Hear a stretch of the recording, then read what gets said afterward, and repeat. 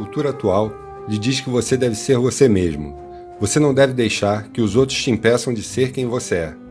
Não importa o que os outros vão achar, você deve ter coragem de mostrar quem você é. Provavelmente, você conhece as famosas advertências de Nietzsche quanto à moral, o chamado para que espíritos livres transformem os valores a partir de si mesmos, da sua vontade, da sua força.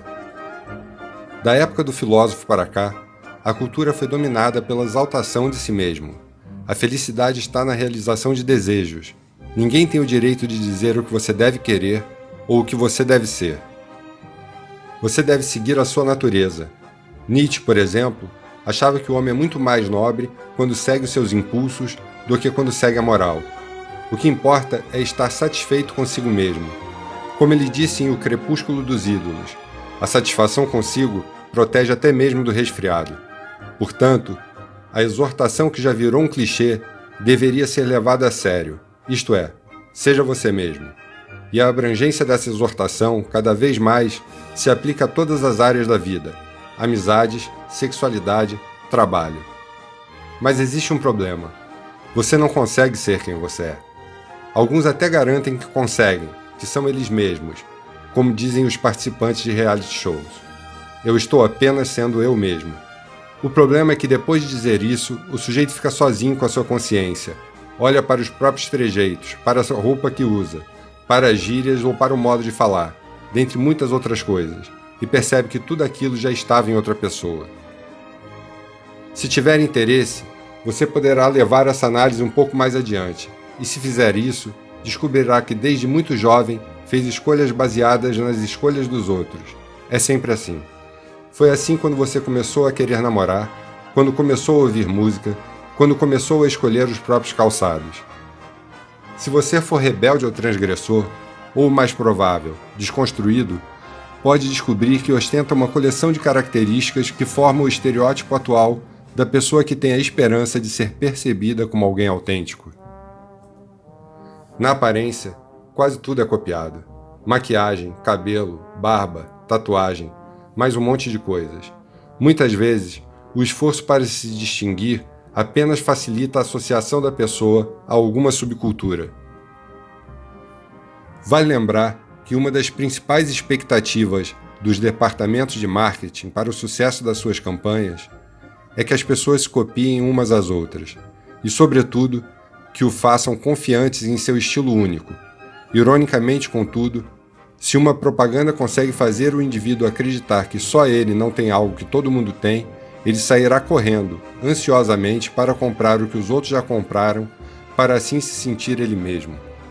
No entanto, não estamos falando só dos outros. Não são só os medíocres e os inautênticos que copiam o comportamento alheio, mas todos sem exceção, incluindo o mais autêntico aos nossos olhos, ou seja, nós mesmos. Mas como sabemos disso? Como se sabe, a literatura fornece descrições do comportamento humano desde muito antes da psicologia, da antropologia e da sociologia se estabelecerem como disciplinas acadêmicas. Durante séculos, a literatura tem produzido os mais variados exemplos de regularidades nos costumes, e assim tem sido um instrumento de investigação científica, porque apresenta um notável material para verificação de padrões. Os escritores são muito diferentes entre si. Ainda assim, é possível identificar esses padrões em suas obras. René Girard percebeu nos grandes autores da literatura mundial que a relação entre o desejo de um personagem e o objeto desejado não é uma relação direta, mas uma relação intermediada, isto é, o desejo é meu, mas para que eu possa lhe dar uma direção, eu preciso ver o que o outro deseja. Preciso de um mediador que me aponte o que desejar. Não há apenas uma linha reta entre o sujeito e o objeto. Faz-se necessário outro ponto, o modelo ou o mediador. É por causa desse ponto que a metáfora espacial precisa mudar. O que se pensou que fosse uma linha reta é na verdade um triângulo, sujeito, modelo e objeto. René Girard mostrou que o desejo dos personagens da literatura fazia o mesmo caminho. Todos eles precisavam da indicação de outra pessoa para ter segurança quanto ao que eles mesmos desejavam. Eles olhavam para as relações dos outros homens e mulheres para decidir com quem deveriam se relacionar. Se inspiravam nos personagens de outros romances para alimentar novos desejos. O desejo pessoal existe, mas sem a sugestão do desejo do outro, não há segurança quanto ao que desejar. Sempre queremos o que alguém nos apresenta como desejável, seja porque essa pessoa possui esse objeto ou porque o deseja.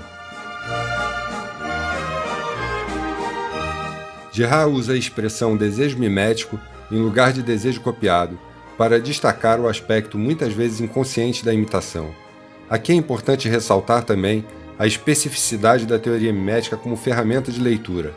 Girard coloca no meio da discussão política, psicológica, filosófica, sociológica, uma hipótese simples, a hipótese mimética.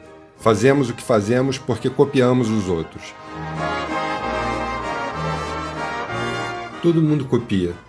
No entanto, existe uma medida de liberdade que consiste justamente no entendimento de que fazemos escolhas de acordo com as escolhas dos outros. Ou seja, a nossa liberdade encontra-se na possibilidade de escolhermos os nossos modelos de forma consciente.